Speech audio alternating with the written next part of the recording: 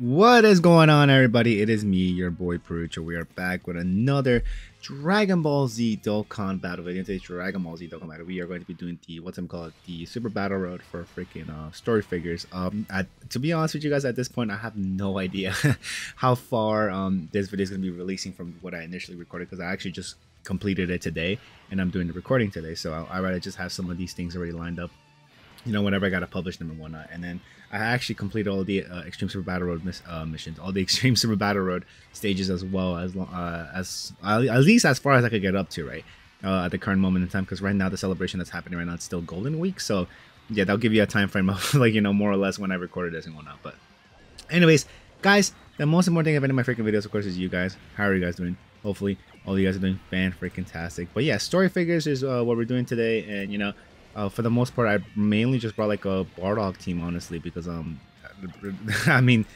I was thinking about maybe bringing like what's I'm gonna call it, what's this thing called, the Majin Power, like, or Majin Buu category team. But then I'm like, dude, I mean, there were some units that weren't up to par, or I think that weren't gonna be able to perform well. And I'm like, yeah, let's not do that. Let's use some you know, some decent units here, and then that could actually help us out here and whatnot. But yeah, if you hear some clicking around, it's because I'm like trying to pull up some of the units here that I'm gonna obviously be talking about here. The first thing actually we should probably talk about is the freaking the Tech Bardock that is on on this in this team, or technically leading the freaking team in general. But yeah, so reading this guy off. His leader skill, Goku's family or Storied Figures category key plus 3 HP attack and defense plus 170%, and then plus an additional HP attack and defense plus 30% for those who, or for characters who also belong to the Pure Saints category, which yeah, all of them already belong in the freaking Pure Saints category. Even the freaking the Tora, even though I was gonna say it was like Tora and the in the squad, but no, it's just Tora by himself. But yeah, this Bardock activates the entrance animation once only randomly changes key spheres of a certain type to Rainbow Key Sphere, attack plus 70%, and foresees enemy super attack 5 turns from start of turn when there's an ally whose name includes Goku, which we sadly don't. Now, I had the thing turned on, the active skills and stuff, and I'm like, dude, why isn't like the intro animation happening? What am I missing? And here I'm reading it loud and clearly, the conditions on the team, or when there's an enemy whose name includes Frieza, which, you know, we're not facing Frieza whatsoever, which I'm surprised. I thought Frieza was going to be like at least the final enemy for this stage, but whatever, doesn't matter. And then at the start of the character's attacking turn, and then key plus 2 in HP in attack and defense 150%, plus an additional attack and defense plus 40% with each super attack performed up to 120%, and then attacks effective against all types with 1 or more key sphere obtained. Okay, I didn't know that. And then plus an additional attack and defense 50% with 2 or more key spheres, and then performs a critical hit with 3 or more rainbow key spheres. Okay, yeah, I knew like this Bardock had something to do with you know, rainbow key spheres, and I thought you had to get, I thought it was like a max of 5 like for his passive skill, but no, okay, you only have to get 3. And then I was like, and then there was some points too where Bardock was not being super effective against people, and I'm like, dude, what the hell, dude? I thought you were super effective against him, but he just needed to collect 1 rainbow key sphere, I guess. But yeah, that's that part. I mean, I don't recall if I used his active skill here in this freaking stage. Even I don't know how I don't recall if I just completed it today. But his active skill causes ultimate damage to enemy, and within the turn activated, all attacks become critical hits. And the condition for that is right here. I think I do activate it here, right? Might as well, right? Or do I just like let it rock, because there's really no point to it, because we're gonna finish this fight as soon as possible. Yeah, might as well. Okay, whatever.